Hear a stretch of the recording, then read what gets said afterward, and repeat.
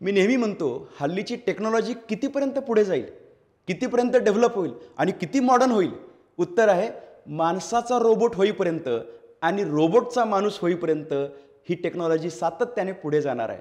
आणि जे आत्ता आपण पाहतोय artificial intelligence, machine learning, data science, robotics, automation याच्यामध्ये सगळ्यात जास्त हॅपनिंग गोष्टी घडताना दिसत आहेत. आणि म्हणून अनेक लोकांना वाटतंय की बीटेक रोबोटिक्स अँड ऑटोमेशन हे मी शिक्षण करावं का. जरूर करायला हरकत नाही, कारण हे शिक्षण आत्ता सध्या सगळ्यात जास्त ट्रेंडिंग शिक्षण आहे, सगळ्यात जास्त हॅशटॅग शिक्षण आहे. हे प्रत्येक ठिकाणी लागू पडणार आहे. शेतीपासून ते डिफेन्सपर्यंत, ऑटोमोबाईलपासून ते न्यूक्लिअरपर्यंत, दैनंदिन जीवनापासून ते कॉर्पोरेट लाईफपर्यंत, फिल्म शूटिंगपासून ते क्रिएटिव्ह आयडियाज प्रत्यक्ष समाजाच्या वापरापर्यंत येईपर्यंत रोबोटिक्स आणि ऑटोमेशन आपल्याला सगळ्या ठिकाणी येणार आहे. कोण शिकणार आहे याच्यामध्ये?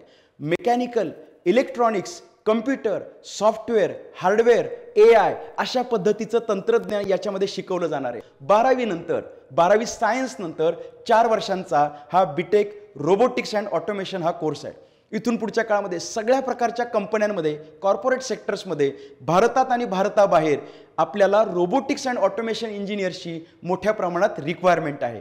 त्यात काय शिकायला मिळतं ते पुन्हा एकदा सांगतो. Robotics design and development. मित्रांनो, यामध्ये ॲक्च्युअली रोबोटचं डिझाईन कसं करायचं आणि तो तयार कसा करायचा हे शिकवलं जातं. Artificial intelligence and machine learning म्हणजे रोबोटमध्ये असलेलं स्मार्ट तंत्रज्ञान कशा पद्धतीने करता येईल हे आपल्याला कोर्समध्ये शिकायला मिळणार आहे.